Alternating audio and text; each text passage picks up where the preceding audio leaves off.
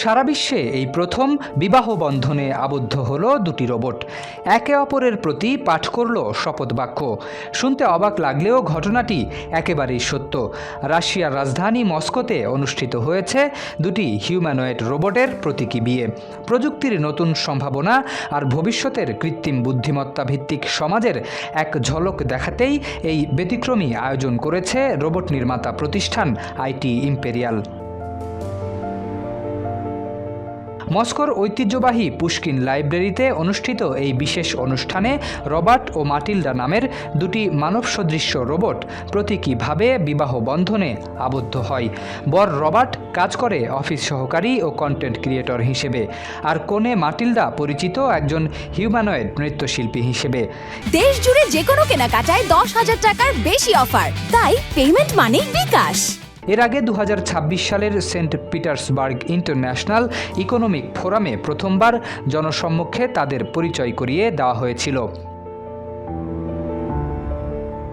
অনুষ্ঠানের শুরুতেই উপস্থাপিকা মারিয়া পান্তিউখিনা ঘোষণা দেন, আজকের এই বিয়ে শুধু দুটি রোবটের নয়, বরং আধুনিক প্রযুক্তি, উদ্ভাবন এবং ভবিষ্যতের সহযোগিতামূলক বিশ্বের এক প্রতীকী মিলন।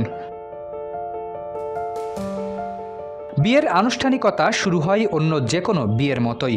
রবার্ট ও মাটিল্ডা একে অপরের প্রতি শপথ পাঠ করতে গিয়ে রবার্ট প্রতিশ্রুতি দেয়, জীবনের প্রতিটি অ্যালগোরিদমে সে থাকবে মাটিল্ডার বিশ্বস্ত সঙ্গী হয়ে। জবাবে মাটিল্ডা জানায়, নতুন নতুন উদ্ভাবনে রবার্টকে অনুপ্রাণিত করবে এবং সময়ের প্রতিটি সিস্টেম সাইকেলে তাদের এই বন্ধন অটুট থাকবে। অনুষ্ঠানের সবচেয়ে আকর্ষণীয় মুহূর্ত ছিল প্রতীকী আংটি বিনিময়। তবে আংটি নিয়ে হাজির হয় কোনো মানুষ নয়, ডগমাটিক নামের এক রোবট কুকুর। নবদম্পতির কাছে বিয়ের ব্রেসলেট পৌঁছে দিয়ে সেও হয়ে ওঠে অনুষ্ঠানের অন্যতম আকর্ষণ।